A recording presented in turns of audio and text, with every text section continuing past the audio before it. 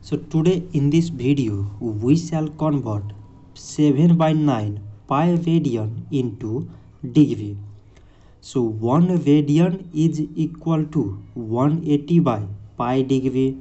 So 7 by 9 pi radian is equal to 180 by pi into the 7 by 9 pi degree.